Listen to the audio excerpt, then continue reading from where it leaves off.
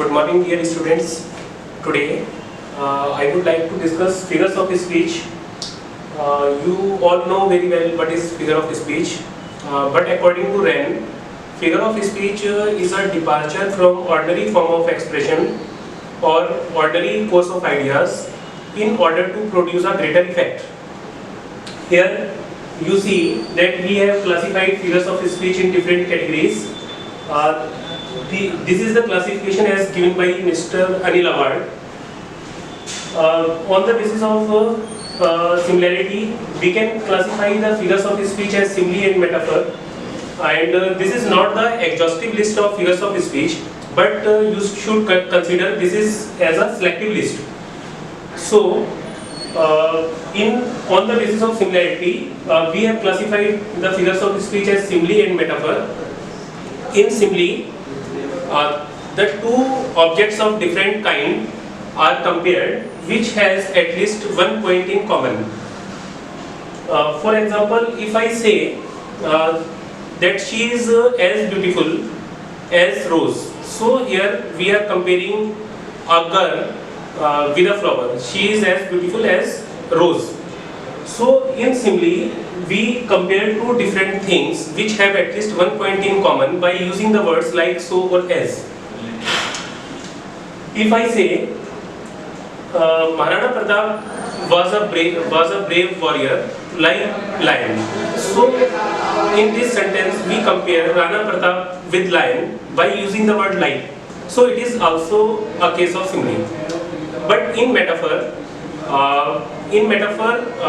we compare two different things without using the words like as or so, as it is an implied simile or condensed simile.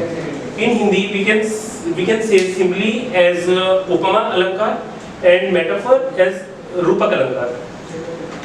If I say that camel is the ship of desert, so we are comparing camel with the ship without using the word like as or so. So here it is metaphor. And if I say life is a tale told by an idiot, so in this sentence I am comparing life with the word tale without using word like as or so. So it is also the case of metaphor. Now move ahead, and on the basis of sound we have classified the figures of speech as onomatopoeia, alliteration, assonance and pun. In onomatopoeia, a onomatopoeia refers to a word which phonetically mimics or resembles with the sound of the thing which it actually describes.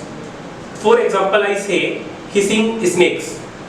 So word hissing is used to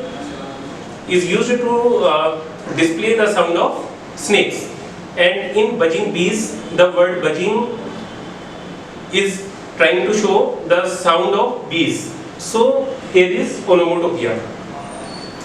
And in alliteration it is the repetition of consonant sounds of two or more words which are in close proximity to each other. For example, I say power of proper political policies in protecting and promoting pupil. So you see the sound of P, the alphabet P is being repeated here in almost every word of this sentence. So the consonant sound is being repeated again and again, but the condition is it must be repeated at least 2 times. So it is repeated more than 2 times. So it is the case of alliteration. If I say that all alliterations are awesome, then the sound of A is being repeated here, and it is at the beginning of each word. It must be at the beginning of each word. But in the case of assonance, the vowel sounds are repeated. For example, if I say go slow over the road, so you see that the sound of O is being repeated here, and hence it is the case of assonance. And if I say tiger, tiger, burning bright in the forest of the night, a famous poem of William Blake, so you see that the sound of the vowel I is being repeated here again and again. And in tiger, tiger, you can say alliteration, and in the whole sentence it is assonance. And in the case of pun, we play with the different meanings of the word.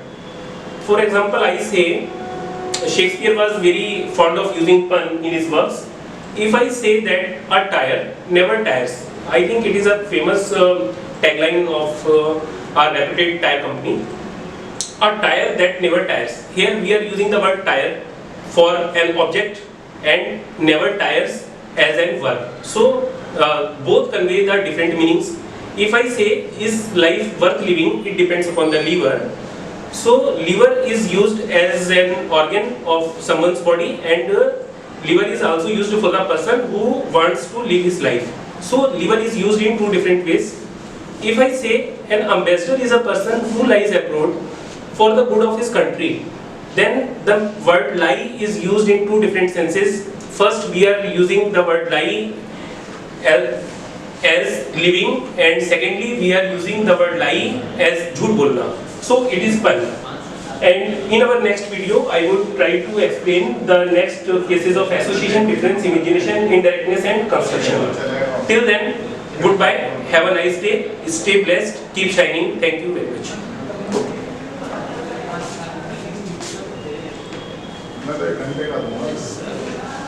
Presentation. चलो हम भी